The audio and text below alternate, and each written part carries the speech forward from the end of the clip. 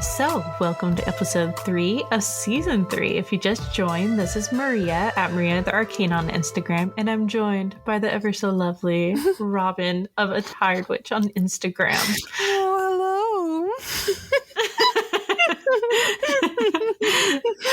I just want to thank everyone who wrote us reviews for our giveaway. Yes. It was really amazing. We got so many reviews and they were all so sweet. They were just really nice to read. And yes, I understand that people were writing reviews because of the giveaway, but the people who did write them, I at least felt like what you were saying was genuine. Maybe you were gassing us up. I don't know. But especially the one that was like, Maria's voice is really calming. It's like, oh, you're very you do sweet. have a calming voice, though. I speak like a cheerleader. No, you don't. If anybody speaks like a cheerleader, bitch, it's me. I'm from fucking the Bay Area in California. Are you kidding? You don't. You speak like an artsy kid. Artsy, Thanks, I kid. am an artsy kid. Actually, I'm not like other girls.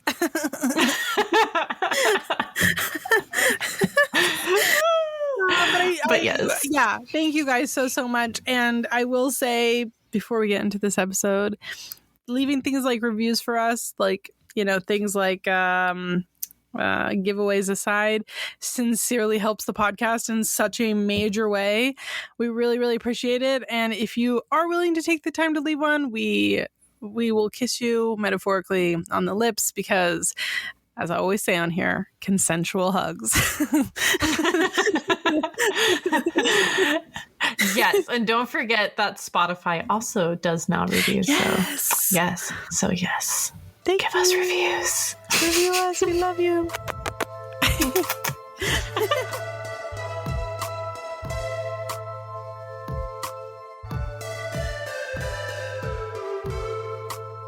If this is your first week listening to us, every single week we talk about upcoming lunar phases and how we can use them magically. That being said, the nearest one to this date, to the date at which this is launched. I don't know why I said it like that. I liked it. I dig it. Do the whole podcast in that voice. Yes, the date please. to which this is launched, like some sort of old-fashioned newscaster. Or audiobook. Oh yeah. Oh my goodness. All right, sorry. Anyway, back on track. It is going to be on March 2nd. It is the new moon in Pisces. And new moons in general, we've talked about this a bajillion times at this point. They deal with fresh starts. They also deal with closures and rebirth of that. It is very similar to the death card. One chapter ends, a new one begins. Now, that being said, the new moon in Pisces therefore makes this very much so like the death card. It's a bit of an emotional moon, and as things come to a close, you might find yourself feeling a little bit sensitive towards that and working on healing magic for yourself to kind of come to terms with this new closure that's going on for you. This isn't to say, of course, that you're going to have some traumatic event, but if you are working on closure in general, this is a new moon that is really, really good with pairing on healing magic for that. Pisces moons are also very good for creativity and intuition.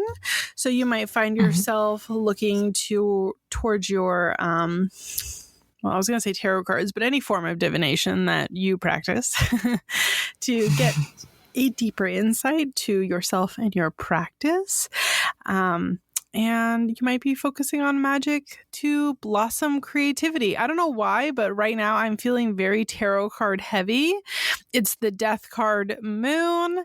You can tone in energies of the Empress or of the, high priestess this new moon.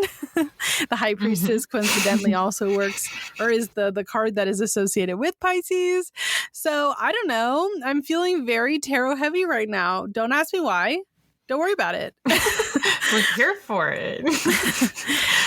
If you're somebody who uses the new moons to set intention or like manifestation type goals, the Pisces new moon would be a really good time to set intentions that are focused on real big creative boosts in your life or chasing your dreams, whatever those dreams might be. So it's a pretty big and blossoming new moon, I guess you could say. Pisces is such a dreamy sign. Like it's great for spell work. It's great for like lucid as dreaming, you said, divination, especially lucid dreaming. But since it's also the new moon, I think setting the intentions to maybe have more lucid dreaming and stuff like that would be great. Yeah, maybe make a little bag for yourself to lucid dream with. And as you use it through until the full moon, I would also go ahead and charge it under the full moon too, so you can keep it going. Yeah, I think that's a really good idea. Thanks. It's a big moon, guys. It's real big. And there's a lot of big feels that come with it. So I guess my closing statement on this is that if you are feeling extra emotional this new moon, it is okay to step back and say, you know what? I'm actually not in the headspace to do magic or spell work right now because I am in the feels, and you should just focus on that. Yeah. I'm trying to see what the dark moon's going to be. Oh, and the dark moon's going to be in Pisces too. Yeah. So fun emotional times for everybody. I think shadow work will definitely be pipital then. So take care of yourself, babies. I intentionally did not say that the dark moon was going to be in Pisces because I didn't want to scare anyone. And yet, here you are. Look, shadow work's very important. I'm going to bring it up. Fair enough.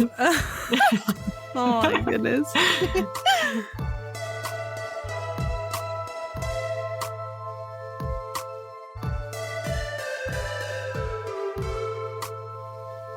So, as we say every podcast, if you just started listening to us, every podcast we talk about a tarot card. We go over the universal meanings and then our own interpretations of the cards. This is just to help others form their own opinions, just like for like beginners or even those who have been practicing for a while, expand their views on other meanings. So this week, we are talking about the Empress. On this card, we see our goddess, the Empress, lounging on a cushioned chair. She is wearing a flowing gown decorated in roses. It gives the impression that she may or may not be pregnant. She wears a crown of stars and holds a golden scepter in her right hand. We see the symbol for femininity near her, and she is surrounded by a field of wheat, a flowing stream, and trees behind her. The universal keywords of this card are fertility, growth, and abundance. So I actually view this card kind of differently than most readers, and I'm sure Robin will view it definitely different as well. But how dare you? So for me, the Empress and the Queen of Pentacles are very similar beings. Both are extremely nurturing and motherly figures. But I do feel as though the Empress is more selfish of a figure. And I want to stress that most of the time, not in a bad way. Like, we all have to be selfish sometimes. But why I think that way is that she's the Empress. She gets what she wants. She prioritizes the causes that she believes in. And when she believes in you, she gives you everything you need to thrive.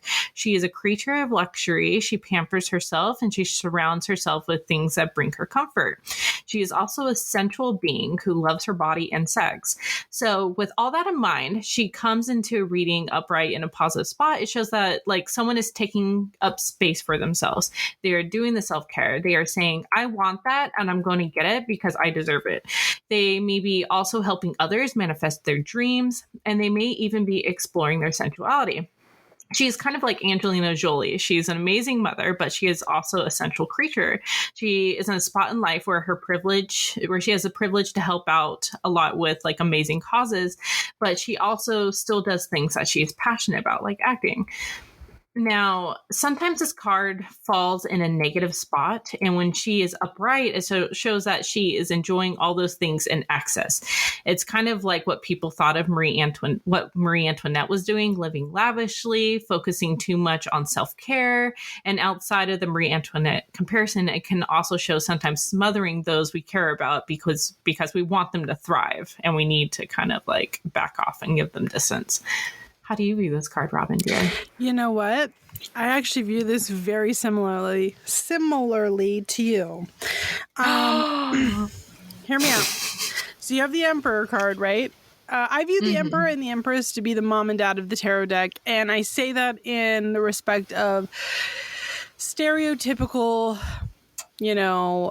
nuclear home kind of ideals, right? So you have like the Emperor, who is the dad. He is the boss, macho, rules and order and blah, blah, blah, right? But in an actual nuclear household, at least, I mean, I'm Latina, so maybe this is a different experience for other people. But at least in my household, dad gets to sit and pretend that he's in charge and has his rules and order. But mom is actually in charge. She is the matriarch of the household. She is the one who makes sure that everyone is taken care of, including herself.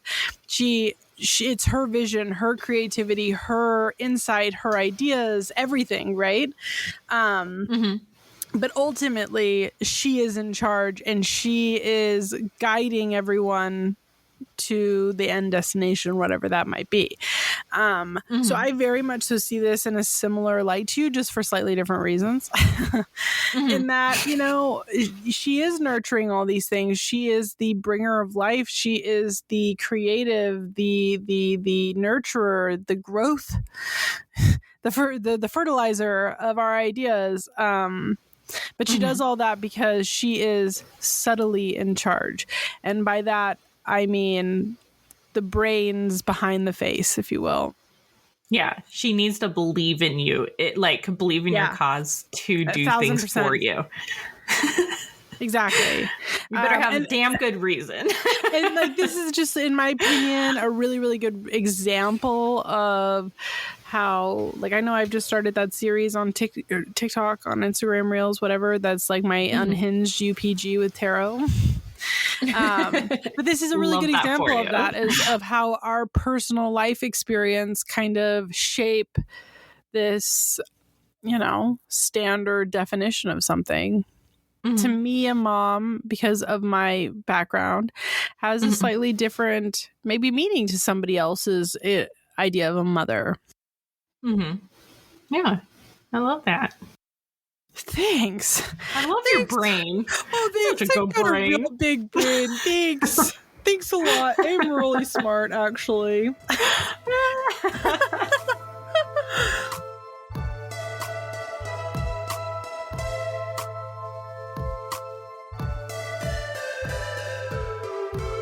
So today, we're going to talk about a very requested topic. When I say very requested, I think we've been asked it at least 3 or 4 times a month since I announced that I was pregnant, right? Yeah, and it was a lot in our giveaway post too, because we asked everyone if they had any things they wanted us to talk about, and this was a lot of different comments. So I guess the cat's out of the bag. And we're both MILFs. Listen, guys, it's a burden somebody has to bear. And we're going to be the ones who do it. And we're more than happy. Sorry. I'm so happy sorry, I'm not. Sorry. So sorry. We are the Empress card. Literally. Yes. Did you guys notice that we picked that one on purpose? So today we're going to talk about being a witch and a parent / incorporating our witchlings with magic and kind of what that looks like. It's been incredibly requested by people.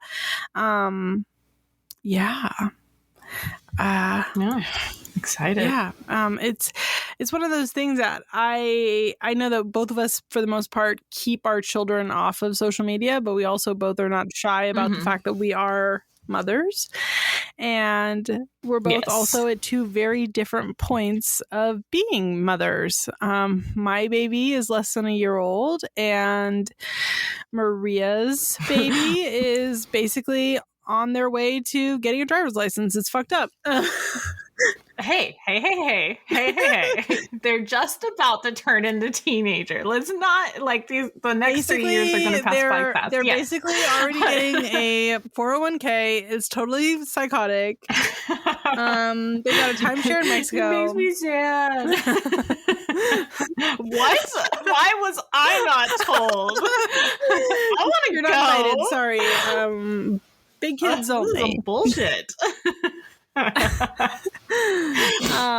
So we thought that it would be a pretty cool perspective, considering the fact that we both are at two totally different stages of being moms. Yes. So that being said, Maria, the first big question everybody wants to know is, how do you have the time? How do you got the energy to do magic at all? Please explain. Okay, so I'll admit, like the first year of my witchling's life, I did almost nothing. I felt like I was on a robot, an autopilot. My wife was in a very demanding job, and I was like the sole parent for most of the time. It was rough, but like after that, it did get easier. I feel like the smaller they are, the more you have to reprioritize things. Yes, make time for yourself magically or otherwise, but you're definitely not at the point you were pre-parenthood. It is just a reality we all have to face, because you can't be doing what you used to do, and that's okay. Like, and I think in that instance, I think that if you are in a partnership, having a supportive one is key. You should feel supported always, like magically or not. But if you need time and your partner isn't doing anything, or it's your time to chill, you should be able to count on your partner to help. If you can't, and maybe it might be some time, time to have those tough discussions and shadow work, if you will. And if you're like a single mother or also have a partner in a demanding job, I recommend trying to embrace the chaos. Make sure the little ones are safe, turn on some music, dance around with them, do your spell work, create a fun magical atmosphere.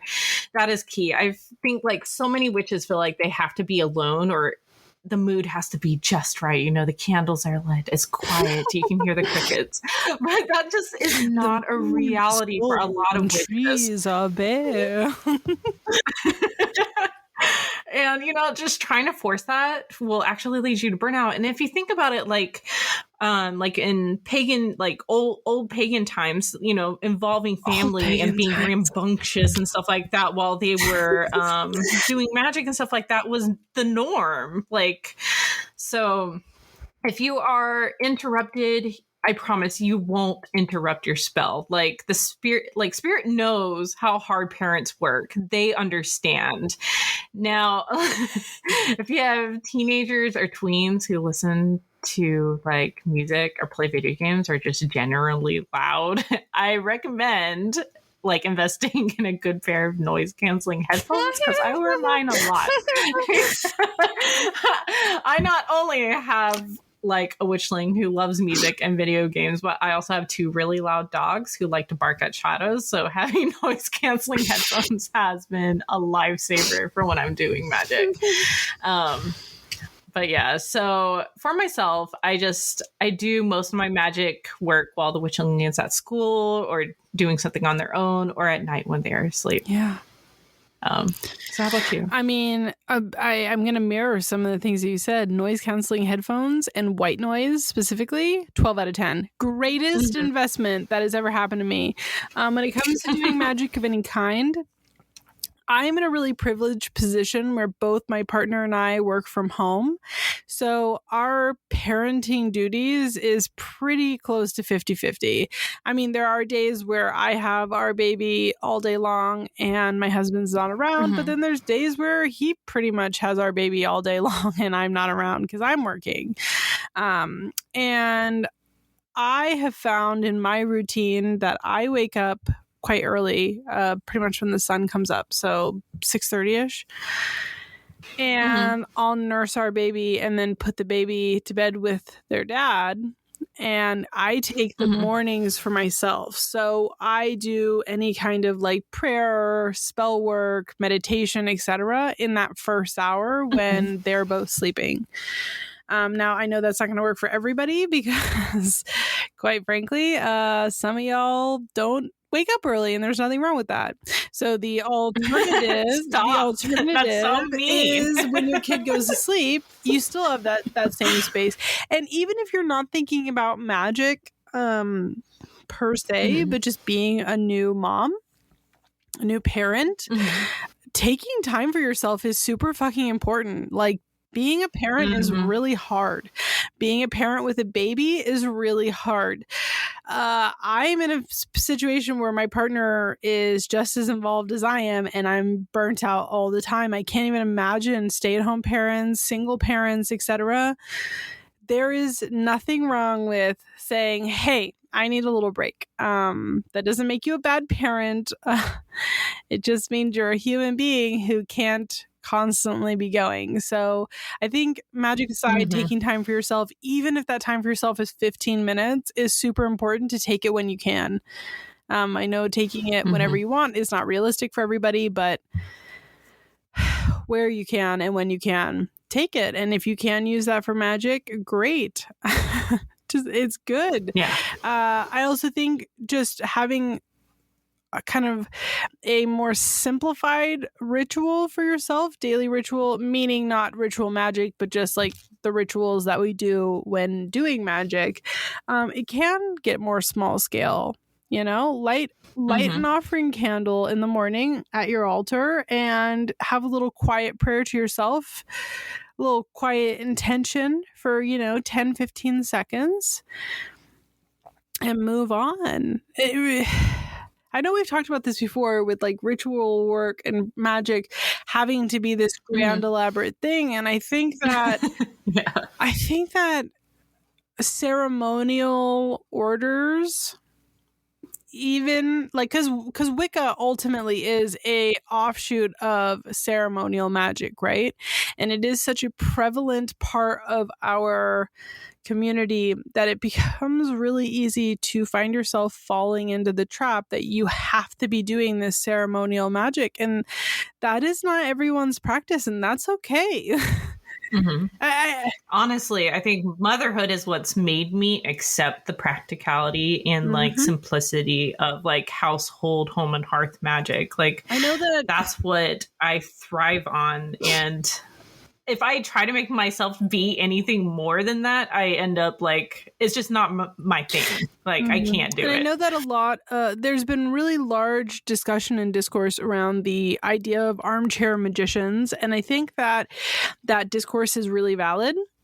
But an armchair magician, in my opinion, is somebody who does a lot of talking and no practicing whatsoever. And practicing can vary, to a little bit to a lot. You know what I mean? It's a huge sliding scale. And even if you're only doing a teensy weensy little bit, right, that's still doing something. And you should give yourself some kudos where kudos are due. And I think that the type of people that,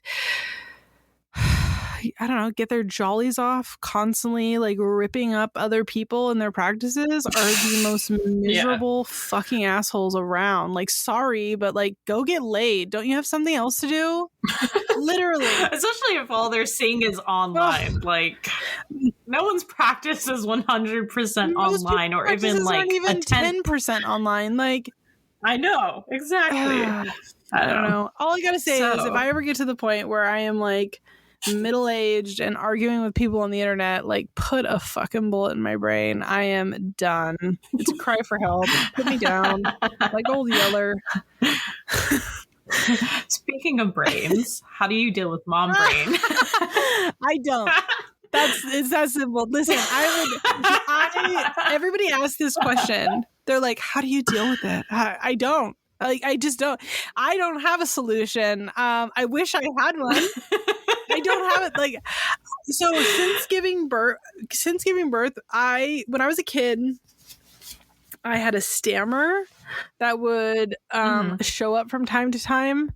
I didn't have a stutter so bad that, like, you know what I mean, I needed speech therapy or anything like that, but I do have a stammer that happens. Sometimes I'll just get stuck on a word and I can't move past it.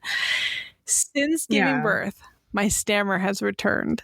And I'm really grateful. Oh, no. I'm really grateful because it's never come out here on the podcast. And my husband and I were actually just talking about that yesterday. I'm like, I'm going to talk about it. I told him yesterday, I was like, I'm going to talk about it tomorrow on the podcast. And I know that it's going to happen because I've said it out loud. But like, it's come back so badly. And by the time I get the word completed and I'm able to move forward, I've forgotten entirely. I hate that. I was like, I don't even know. Don't know what we're talking about here. Could not tell you. I have never seen that man in my life. So yeah, I don't have any hot tips for that. What about you? So I have a chronic illness that gives me like such bad brain fog that I can actually remember the last time I actually felt fully awake. It was like the 7th grade and I had woken up from a nap, and that feeling of feeling like completely lucid made me cry. But that was the last time. But now that now add that in like with mom brain and like a spirit to take the wheel. So honestly though, I struggle every day, and I've honestly learned to live with it. And I think listening to your body's rhythms and giving yourself grace is key. It is all a part of that. You know, no one is perfect. No one's a perfect witch. And, you know, you forget that herb, you're human. Made a mess, you're human. Forget the full moon, you're the worst human. I'm totally kidding. But we're all human. You are the worst human. That is why I actually am up for the death penalty. But I just think like being kind to yourself, like a lot of people, especially, you know, witches in general are hard on themselves, and parents are hard on themselves. Just be kind. And for myself, I find like having a form of caffeine, you know, helps, and not giving any medical or herbal advice. But for me personally, I found lion's mane mushrooms help, and keeping my inflammation down as much as possible helps. And I do that I've eliminated gluten and dairy from my diet, and that has helped a lot. But yeah. Those are my tips. It's not perfect. I still struggle, but I've learned little maneuvers to make it better. So, yeah. Yeah, I love that. I love too just that we're both like, just accept it. It is what it is. Just embrace it. Here's the dealio. Your brain, it fell out when you had that baby. It's mush. Okay. It fell out when you had that baby. So just deal with it. Oh goodness. All right. And so the last thing that we were going to talk about, Miss Maria, is incorporating your little one in your practice. How do you do that? Do you do that? So I think incorporating littles is such an amazing way to keep your practice going when you become a parent, especially if they show interest in it. I think showing interest is for myself, it's very important. I never want my child to feel like indoctrinated into something that doesn't resonate with them. But luckily, my witchling has shown that they do like it. So, you know, I think having a child that gets involved helps you and yourself also connect with your inner child, which is important part of the craft anyways. You know, and Starhawk said that, you know, witchcraft is fun. It offers us a chance to play, to act silly, to let our inner witch come out of foolishness and play. Creativity is born, and children help us take things less seriously and accept the mess. And that it's okay to be messy, you know, believe in magic and act silly while doing spell work. And I love that because, and I think when we fight against that and try to be very like, no, do it this way. Not only is it hurting our child whose natural instinct is to play and to have fun, but it's also hurting our practices as well. But like, I find that Sabbats, equinoxes, solstice, whatever you celebrate, are a fun way to get children involved.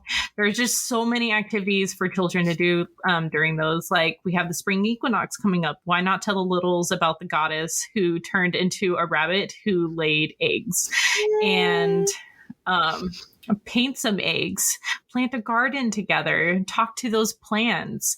And I also think if your little is serious about magic, helping them with daily devotional work is important, and helping them also think about how they can use magic to their benefit. Like, let's say they want to get a good grade on something, do a spell jar together, tell them what each herb corresponds to and why, feed that blossoming witch all the wisdom you can. And if you don't know something, look it up, learn yourself. I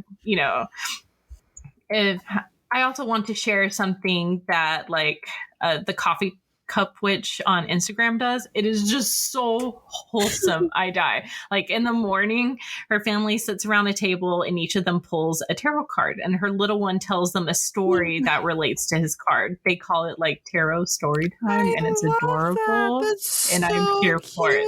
cute. But it's just all relates to like feeding like children who have an interest in it, and just, encourage them and indulge and play with them. I really love that a lot. That's so cute. How about you? Well, mine is still very small. Just a little worm. He's so cute. Just a little worm. And for me right now at this stage, incorporating them into my practice is really minimal. It's very non-existent in a lot of ways. I'm a very big believer in, similar to what you said, not wanting to make them feel like they're indoctrinated into it. I want them to be raised around different viewpoints and to make their own decision. Their father is a Catholic. I am a witch. We have like similar views about things, but a lot of our views are incredibly different.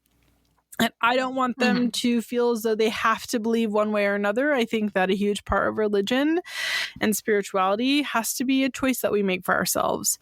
Now, that being said, I obviously am not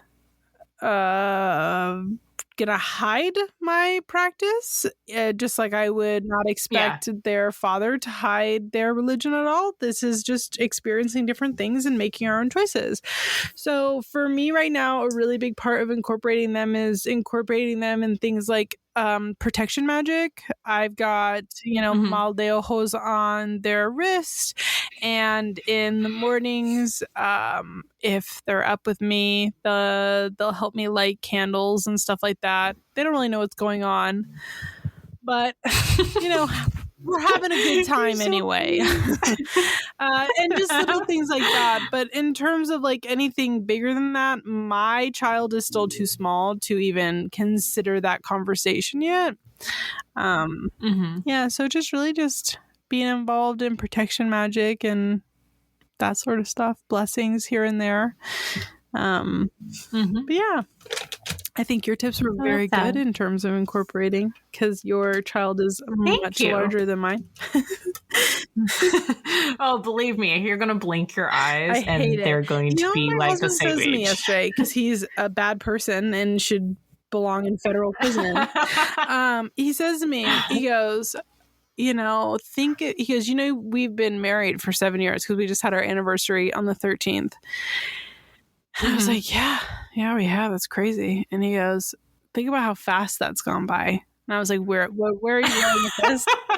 And he goes, it's going to go by that fast for the baby. And I was just like, die in a house fire. Why would you say that to me? Why would you say that to me? We actually do that all the time too, because my witchling's about to turn 13 and we go, wow, 13 years went by super fast. And I think in another 13 years, they're going to be 26 freaking years old. Shut up. 26.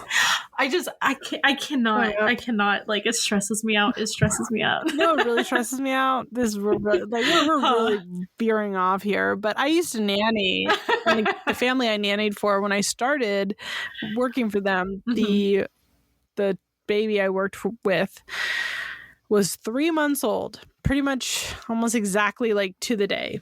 And I worked with them all the way until she was 4.5.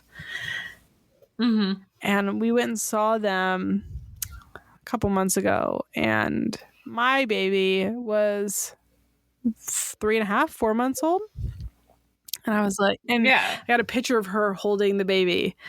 And I'm just like you two are the same, like, it's like the same age. You know what I mean? It's like you're holding my baby, who is the same age as you were when I met you. And now you are explaining NFTs to me and how they work. And that makes me just so unhappy. It's just crazy. It's crazy how time flies, and I hate it.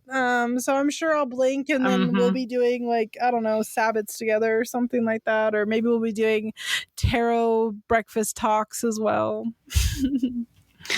Oh, it's so cute. It doesn't feel like it's almost been 8 months since they were born. It doesn't feel like it. Oh, no, it does not. Like, I think it's the mom brain. Ugh. I really do. I think it's the mom brain that makes us time travel. I despise it. So anyway. Oh, goodness.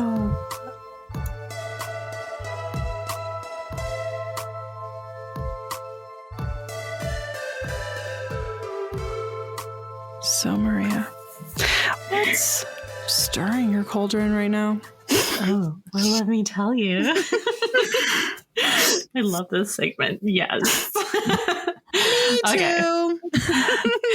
So, keeping in the theme of this podcast, apparently, I've been working a lot with motherwort lately. And I've been finding it honestly amazing. Like, motherwort is a plant of the mint family. So, like, its leaves look a lot like mint. And I think it's, like, fuzzier than mint.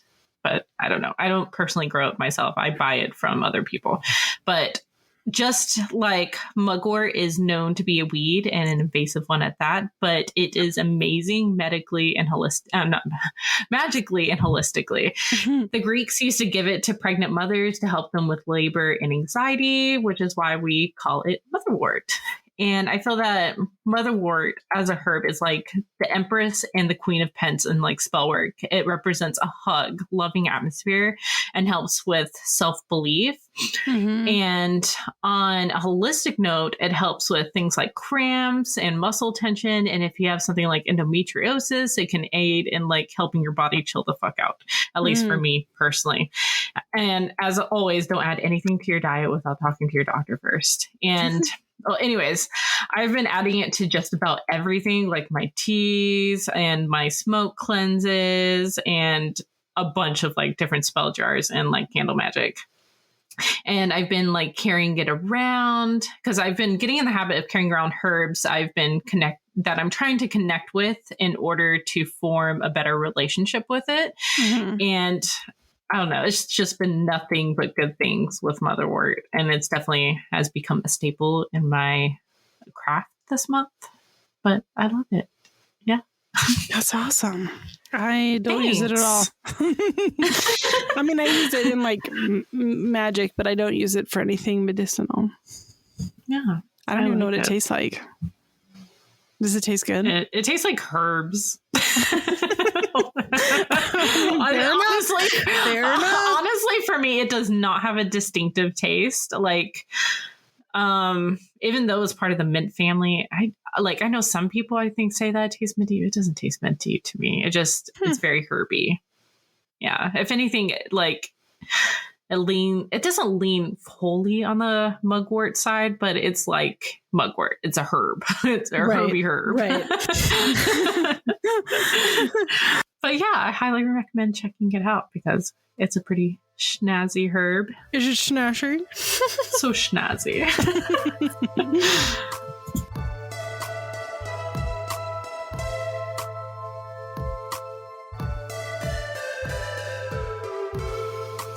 So, Robin, what is not stirring your cauldron right now? Thank you so much for asking. For me right now, what's not stirring my cauldron is a really big trend that I've been noticing, and it's been happening in a variety of different ways and with a variety of different people. So this isn't like a single person like call out or anything like that. Actually, I couldn't even tell you specifically who it is I'm talking about. It's just little shit I've noticed. And then leaders dropping the ball in our community. I've seen it's kind of been a repeat trend recently of like people being like really fucking mean on the internet, like really mean.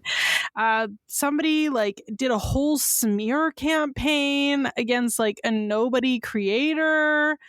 Another person like basically sicked their entire Discord off of somebody who didn't agree with them.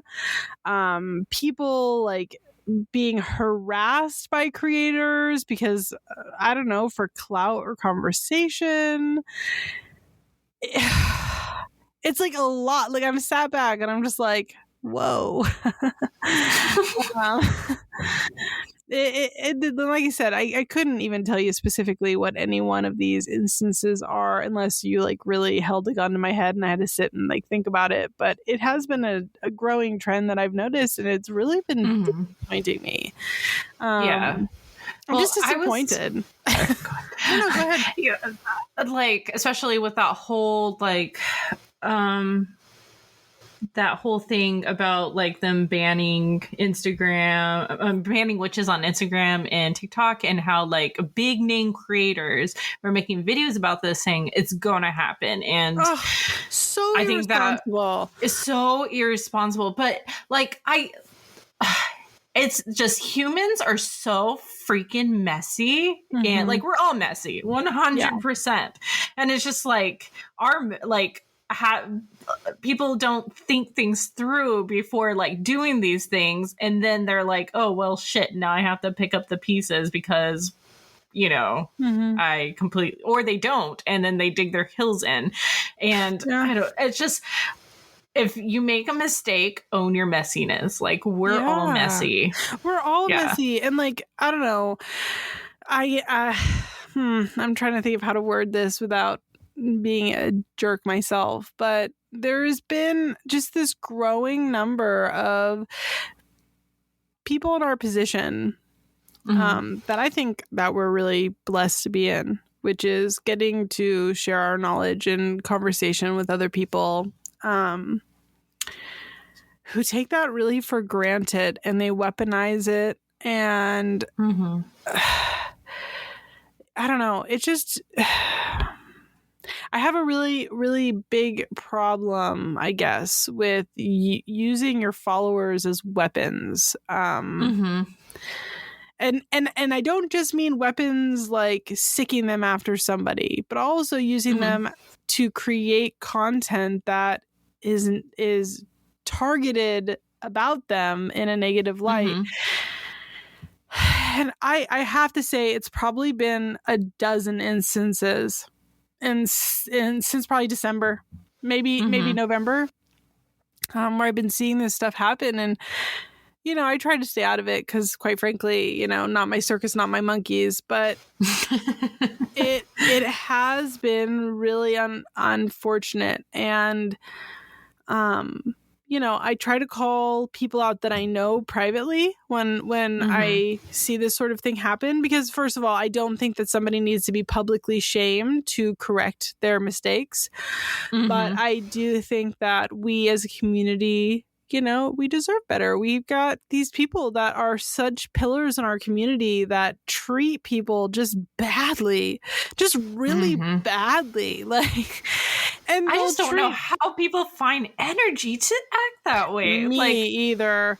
And like, I'm already stressed out enough. If you don't like another creator for whatever reason, another author, another podcaster, blogger, YouTuber, fucking whoever, and you are a creator, I feel like that can be resolved off of the internet. And by that, I mean, pick up the phone and call them. And if you don't have their number, you probably don't know them well enough to be making comments on like who they are as people.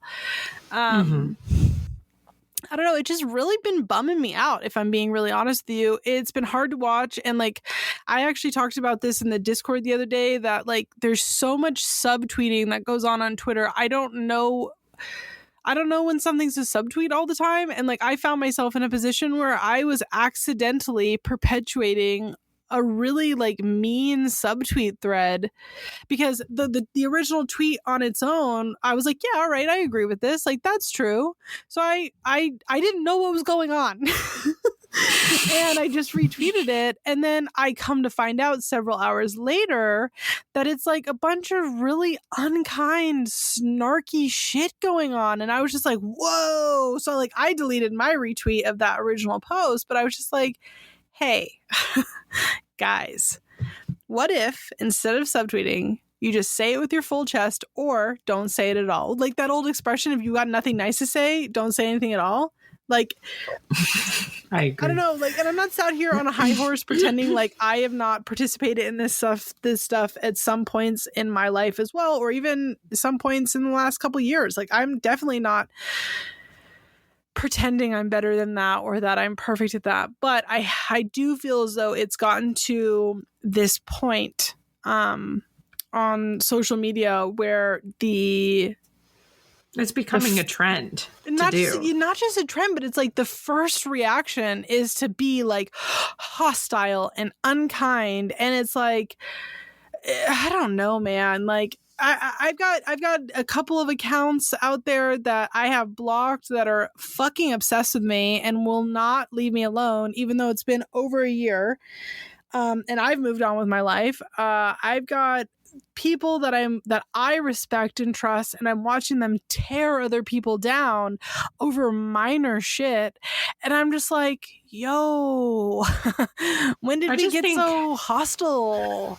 Yeah. I mean, I think that people don't talk to each other anymore. And instead, like, it's a whole, like, they choose to fight instead, choose anger and stuff rather than opening conversation and having an honest conversation with someone, because that's more scary than actually, you know, like calling like you're removing yourself from the situation in order when you post it on the internet, you're removing yourself because you know, you're just shouting out on the web. You're not going to face consequences for what you're saying. So, yeah. I mean, you will, but not in the same level of saying it to someone's face when you have to like discuss it with them, because you would have to learn as well. And people don't want to learn. That's a harder route. Yeah.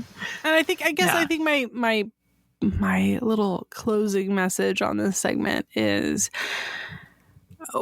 people on the internet are still people. So creators are people.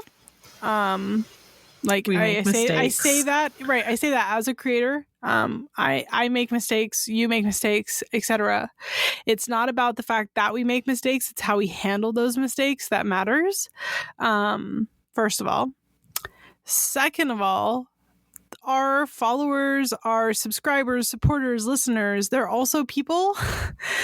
And, you know, accidentally or on purpose weaponizing your following to go attack some person that is just like just a person, they're not even a creator, is not cool.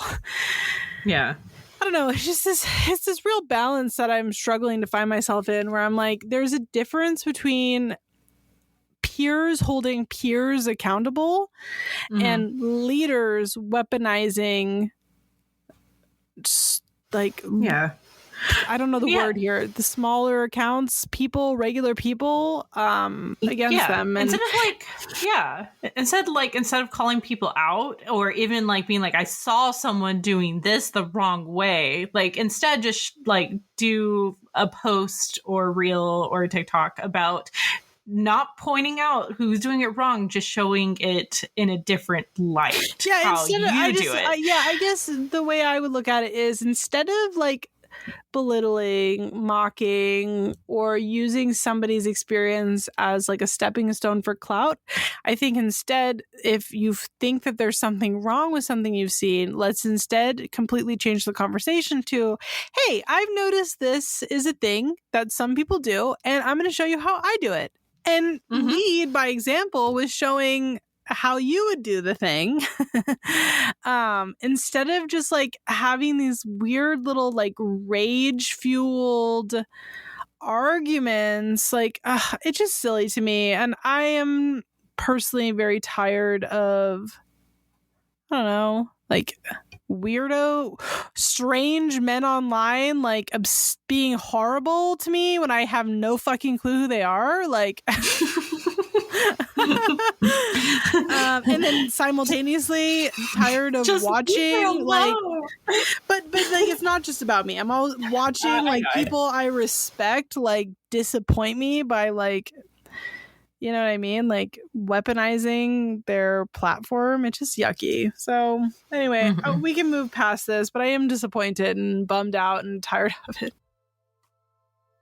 It's perfectly reasonable. Thanks. No problem.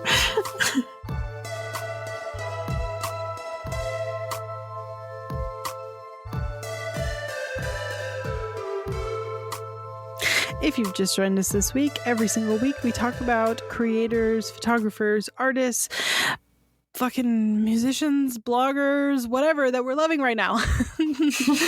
That being said, do not email us and ask to be on here. It's annoying. Stop it. So rude.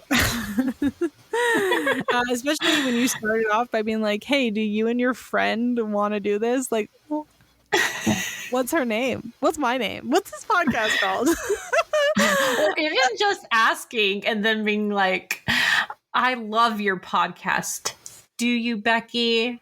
Do you? Have What's you even listened? What's your favorite segment? You don't even tell me what the favorite topic we talked about. What's your favorite segment? Anyway, that being said, Madame, yes, who are you loving this week? It's not another tarot deck. I'm just kidding. It's another tarot deck. No, it's not, bitch.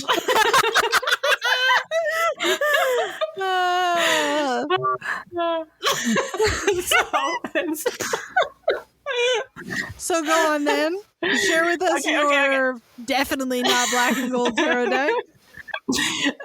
It's beige, okay, and I think black. I think it's like okay. I don't Shut know. the fuck up. No, shut the fuck up. I'm like, is it black and gold? And you're like, no, bitch, it's black and beige, which is just another variation of fucking gold. It might be dark green, okay, and not black. Oh my god. Anyways, it's the Flora Tarot deck, and it is beautiful. Like all the cards are different types of flowers that represent the cards themselves. Like the Fool is a dandelion, like the little wish ones, you know, before they blow away and turn into seeds. And then the Devil is actually a snake. Which is not floral, but will ruin your flowers. But anyways, and it's just a beautiful deck. Like it's very like the cardstock is like marigold. What? Maria. Yes, I just looked it up. What's up, bitch? This is black and gold. No, it's not. I'm gonna post this in my stories. We're gonna give people a vote here. Anyway, sorry. Continue to talking about how much you like it. Oh, it's white and black. It's white and black. It is beige and black. Full stop. This is like literally there is a white and black version, but this is beige and black. You are crazy. Anyway. So the cardstock is like Marigold's deck, and if you've used it, it's like this buttery, like a beautiful. Nice. Oh, so nice. And like, so they're even like that, they're slightly waterproof, which is perfect. But like the whole deck has like a luck theme to it as well, and it's so stunning and extremely well made. And I like the extra cards that she added to the deck. They're like before the Fool, there's Flora, who represents the spirit of the deck, and it's just oh no, chef's kiss. She also in the box gave me like the special like oil blend that she made, and it smells like fucking roses. Ooh. And it's amazing. I don't know if you remember, but do you remember Emily Lestrange? Do I remember? Please. Of course I do. Do you remember the perfume they used to sell of hers at Hot Topic? I don't, but I know every single person misses that perfume so much. I'm pretty sure we've talked about this privately before. It smells exactly like that. And I'm like, put it on me. It smells so good. Yes. Okay. But anyways, who you loving? I am loving somebody that is called the Queen of Skulls. And it's like she's got these things called sirens. They're so cute, right? So she takes like taxidermy of like snakes and stuff like that, and she kind of puts them together and makes these little sirens. I think it's really pretty because I am very pro like taking things that have died naturally and like giving them still like a second life. Yeah, second life. And I think that's really cool, as long as it's done ethically, of course. Of course. So yeah, it's really, really interesting, and I think they're so pretty, and I love that she uses like these feathers to make like these mermaid tails, like so cool. I'd love to have one. They're so beautiful. Even just her like snake ones are stunning. Like 10 out of 10. So beautiful. How did I not know about her? Jeez. Even like how she takes like photos of her artwork is beautiful. It's beautiful. Ugh. Talented people. So beautiful. So freaking talented.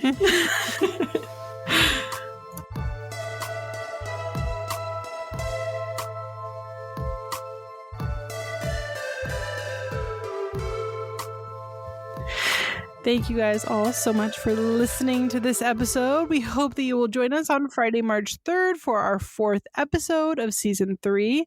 And we will be having an in-between episode next week. So the in-between. Called Coffee Talk. And this focus will be on love stories. Don't forget to send us your good, your bad, and your ugly love spell stories. Keep an eye out on our Instagram or on our Twitter. You can follow us on Twitter at Coffee and Cauldrons or Instagram at Coffee and Cauldrons Pod, or you can go to our website coffeeandcauldrons.com where we have all of our social media linked. Or you can join us on our Discord tier, which is First Coven on Patreon, so we can answer your questions on our part 2 next time. And if you are loving Coffee and Cauldrons, please take a moment to review us on Apple Podcasts and on Spotify. We definitely appreciate it. Yes. You'll even get to hear our lovely, sexy, sensual, super hot voices for an additional 30-ish minute episode for being on our Patreon, casting tier and up for the part 2 episodes. So, again, this is Coffee and Cauldrons with Robin from At a Tired Witch on Instagram. And I'm Maria from @Maria the Arcane on Instagram. You ready? Right. Yeah. All right. 1, 2, 3. Bye,